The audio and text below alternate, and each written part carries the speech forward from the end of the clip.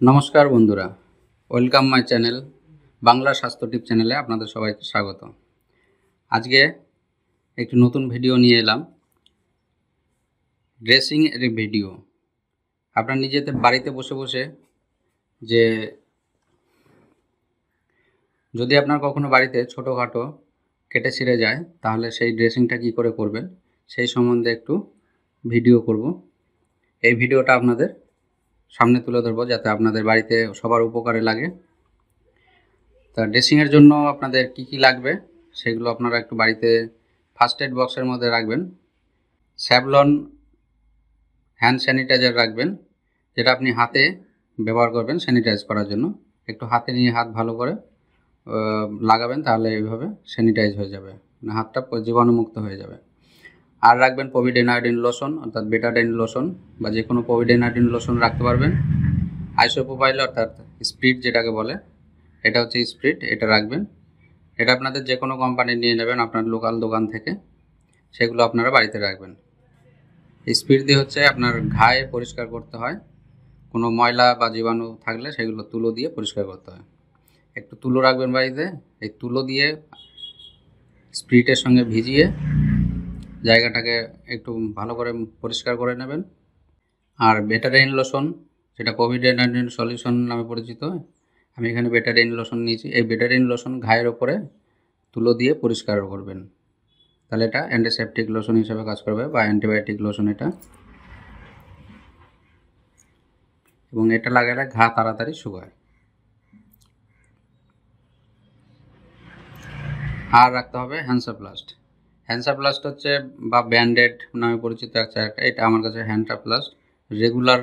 এটা রেগুলারটা হচ্ছে কাপড়ের তৈরি, আরেকটা বাজারে পাওয়া যায় যেটা হচ্ছে আপনার প্লাস্টিক দিয়ে তৈরি, সেটা আপনারা নেবেন না, আপনারা এই কাপড়েরটা নেবেন। যদিও প্লাস্টিকেরটার দাম বেশি, কিন্তু ওটা একটু সাইড এফেক্ট আছে। আপনারা কমেন্ট করবেন, ওইটা সম্বন্ধে আমি একটা ভিডিও বানাবো, কিন্তু কাপড়েরটা সবথেকে ভালো। এখানে এইভাবে ছাড়াবেন, এই প্লাস্টিকের ওপরে কভারটা এটা ছাড়িয়ে নেবেন, এবং যে জায়গাটা কাটবে সেই জায়গাটা, ওই যে চৌকো যে বক্সটা দেখা যাচ্ছে ওষুধ লাগানো পটিটা, ওইটা ওর উপরে লাগাবেন। এবং ছোটোখাটো যখন কেটে যায় তখন এই ব্যান্ডেডে আপনাদের সেরে যাবে। এই ধরুন এখানটা দেখাচ্ছি, ধরুন এইভাবে অল্প একটু কেটেছে।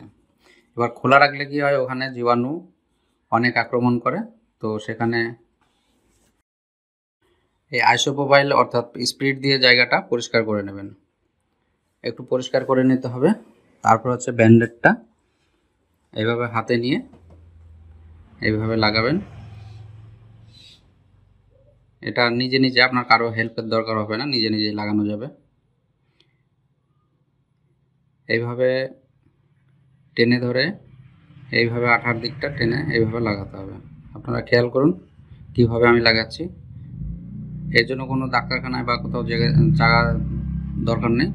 যদি লোহায় কাটে কোনো জায়গায়, তাহলে অবশ্যই একটা টিটনাস ইঞ্জেকশন নিয়ে নেবেন। এরপরে দেখাবো কোনো মলম লাগিয়ে আঙুলে কেটে গেলে কি কি ব্যবহার করবেন বা কীভাবে ব্যান্ডেজিং করবেন। কোভিড-19 অয়েনমেন্ট আমার কাছে ক্যানডাইন নামে পরিচিত, আরও বিভিন্ন কোম্পানির পাওয়া যায়, সেগুলো আপনারা নিতে পারেন। এখানে মেন যে কম্পোজিশন আছে সেটা হচ্ছে পোভিডেন আয়োডিন, আর একটা আছে পোভিডেন আয়োডিন মেট্রোনাজেল। এটা ওর থেকে ডবল পাওয়ারের ওষুধ, মানে ডবল কাজ হয়, তো এটা আরেকটু ভালো ওর থেকে, ক্যানডাইন প্লেনের থেকে ক্যানডাইন এমটা অবশ্যই ভালো। এবার এই কম্পোজিশন আপনি অন্য কোম্পানির যে কোনো অয়েনমেন্ট নিতে পারেন। এবার ধরুন আপনার আঙুলে এখানটা কেটে গেছে, এবার সেখানটা আইসোপ্রোপাইল অর্থাৎ স্পিরিট দিয়ে জায়গাটা পরিষ্কার করে নেবেন প্রথমে। তারপরে একটু বেটাডাইন অয়েনমেন্ট দিয়ে জায়গাটা পরিষ্কার করে নেবেন, কাটা ঘায়ের ওইখানটা। তারপর হচ্ছে অয়েনমেন্ট এর জায়গাটা একটু ভালো করে পরিষ্কার করে নিয়ে রেখে দেবেন, দেখবেন যেন কোনো ময়লা টলা না থাকে। এরপর হচ্ছে ওখানে ক্যানডাইন অয়েনমেন্ট মলমটা আমি কি করে লাগাচ্ছি সেটা আপনারা দেখুন। প্রথমে এটা নতুন মলম, প্রথমে এই কাগজের সিলটা, এখানে একটা সিল করা থাকে, সিলটা এখানে খুলতে হবে। সিলটা আপনারা এইভাবে খুলবেন এবং কাটা ঘায়ের যেখানটা কাটবে সেখানটা মলমটা মোটামুটি এইরকম পরিমাণে একটু নিয়ে লাগিয়ে নেবেন। মলমটা দেখুন লাল, খানিকটা সেই গুড়ের মতো, আখের গুড় যে পাওয়া যায় সেরকম রঙের মতো দেখতে। মলমটা একটু এখানে লাগিয়ে নেবেন, বা দরকার হলে আর একটু নেবেন। এরপর এর উপরে এটা মলমটা ভালো করে আটকে রাখবেন যাতে নষ্ট না হয়ে যায়। এরপরে কাটা ঘায়ের ওইখানটা গজ কাপড় দিয়ে বাঁধতে হবে। গজ কাপড় আলাদা কিনতে পাওয়া যায়, এগুলো পার প্যাকেট 10 টাকা করে দাম, যে কোনো মেডিকেল শপে এগুলো পেয়ে যাবেন। এইখানে অল্প কেটেছে, ওই জন্য আমি গজ কাপড় অল্প একটু এখানে কেটে নেব। সিজার অর্থাৎ কাঁচি দিয়ে আমি এখানটা কেটে নেব। সিজার কথাটা হচ্ছে ইংরেজি কথা, আমরা এখানে বাংলায় ভিডিও করছি তাই বাংলা কথা ইউজ করব। এখানে এইভাবে লাগিয়ে দেবেন মলম দিয়ে কাটা ঘায়ের উপরে। তারপর আপনাদের মাইক্রোপোর মানে একটা টেপের মতো পাওয়া যায়, সেটা দিয়ে আমি টেপ করে দেবো এখানে। এখানে আবার 2 ইঞ্চি ব্যান্ডেজ দিয়েও বাঁধা যাবে, তার টেপ করলে একটু ভালো হবে। আমার কাছে টেপ আছে, আপনারা যদি টেপ পারেন বাড়িতে রাখবেন, আর টেপ না থাকলে এর উপরে 2 ইঞ্চি যে ব্যান্ডেজগুলো পাওয়া যায়, কাপড়ের ব্যান্ডেজ, রোল ব্যান্ডেজ বলে, সেই রোল ব্যান্ডেজ দিয়ে আপনারা এটা বাঁধতে পারেন। কমেন্ট করবেন যদি রোল ব্যান্ডেজের কীভাবে ব্যান্ডেজ করতে হয় সেটা ভিডিও বানাতে অবশ্যই বানিয়ে দেবো। আর আমি দেখাচ্ছি যে সহজে এইগুলো আপনাদের ছোটোখাটো ব্যাপারের জন্য আপনাদের ডাক্তারখানায় কোনো যাওয়ার দরকার নাই, কারণ গেলেই অনেকটা চার্জ নিয়ে নেবে। এইটুকু কাটার জন্য নিজেরাই পারবেন একটু সাহস করলে। আর আপনাদের যদি সাহসে না হয় তাহলে অবশ্যই আপনারা ডাক্তারখানায় যাবেন, কারণ সবাই সব কিছু পারে না। এইভাবে আপনারা মাইক্রোপোর দিয়ে ব্যান্ডেজ করে দেবেন।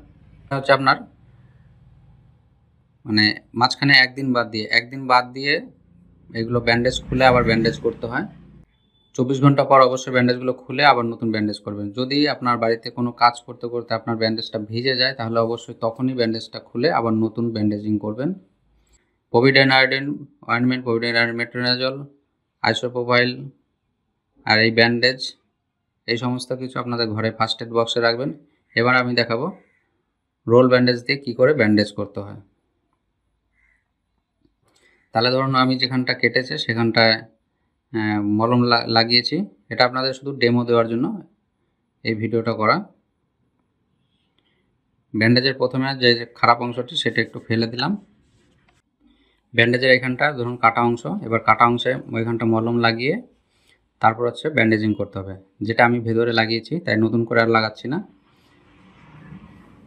একটু বড় ঘা হলে চেষ্টা করবেন ক্যানলাইন এম অয়েনমেন্টটা রাখার জন্য, বা ওই কম্পোজিশনের অয়েনমেন্ট রাখার জন্য। এবার দেখুন আমি ব্যান্ডেজটা একাই কী করে করছি। এটার সঙ্গে একজন থাকলে ভালো হয়, আর যদি কেউ না থাকে তাহলে নিজে নিজেই ব্যান্ডেজিং করবেন। এইভাবে এক আঙুল দিয়ে ধরে এইভাবে আঙুলের ব্যান্ডেজটা অবশ্যই করতে পারবেন, কারণ আঙুলের সামনের দিকটা সরু তাই ওখানটা ফাঁকা হয়ে যাবে বলে ব্যান্ডেজটা আমি একটু ঘুরিয়ে নিচ্ছি। আপনারা খেয়াল করুন আমি কীভাবে ঘোরাচ্ছি, কারণ ব্যান্ডেজটা সোজা দিলে সামনের দিকটা ফাঁকা থাকবে, টাইট হবে না। হ্যাঁ, এবার হচ্ছে এখানটা ঘুরিয়ে নিচ্ছি, তাই এইভাবে ব্যান্ডেজটা করবেন। এবার ব্যান্ডেজটা আমার হয়ে গেছে, এবার এখানটা কেটে নেব কাঁচি দিয়ে। এবার এখানটা কি করে কাটছি দেখুন, কাঁচি দিয়ে কেটে এবার ব্যান্ডেজটা দুভাগে ভাগ করে এইটা দিয়ে আমি আঙুলটাকে বাঁধবো বা ব্যান্ডেজটাকে টাইট করে বাঁধবো। এখানে ব্যান্ডেজটা এইভাবে বাঁধা যাবে, বা আপনার যদি লিউকোপোর বা ওই মাইক্রোপোর যে টেপটা আছে ওইটা থাকে তাহলে ওটাও ওখানটা লাগানো যাবে, লাগিয়ে দিলেও ব্যান্ডেজিং থেকে যাবে। এটার উদ্দেশ্য হচ্ছে আপনার সহজভাবে সব কিছু দেখানো। এইভাবে ব্যান্ডেজটাকে গিট দিয়ে নেবেন দুভাগে ভাগ করার পরে, তাহলে ওখানটা আর ফেরে বড় হয়ে যাবে না। তাহলে এটা আপনার বাঁধার জন্য দুটো দিক আমি পেয়ে গেলাম। এবার এইভাবে টাইট করে বেঁধে নিতে হবে। এটা হচ্ছে বাড়িতে বসে নিজে নিজে যে ব্যান্ডেজিং করা, তার জন্য এই ব্যান্ডেজটা শেখানো। কারণ ব্যান্ডেজ যে কোনো জায়গায় যেরকমভাবে হতে পারে, জায়গা বিশেষ ব্যান্ডেজের ধরন, ব্যান্ডেজের সাইজ, রোল ব্যান্ডেজের সাইজ এগুলো আলাদা আলাদা হয়ে থাকে। আর ঘা শুকানোর যে মলম, অ্যান্টিবায়োটিক মলম, এগুলো মলম অনেক ধরনের হয়। আমি আজকে পোভিডাইন আয়োডিন ও মেট্রোনিডাজল অয়েনমেন্ট দিয়ে আপনাদের ব্যান্ডেজটা দেখালাম। ব্যান্ডেজটা এভাবে কেটে দেবেন, তাহলে দেখতে সুন্দর লাগবে। Thank you. ভিডিওটি ভালো লাগলে অবশ্যই লাইক, কমেন্ট ও শেয়ার করবেন। কোনো নতুন বিষয়ে জানার জন্য অবশ্যই কমেন্ট করবেন। আমি যথাযথ সাহায্য করার জন্য চেষ্টা করব। ধন্যবাদ। আশা করি ভালো থাকবেন।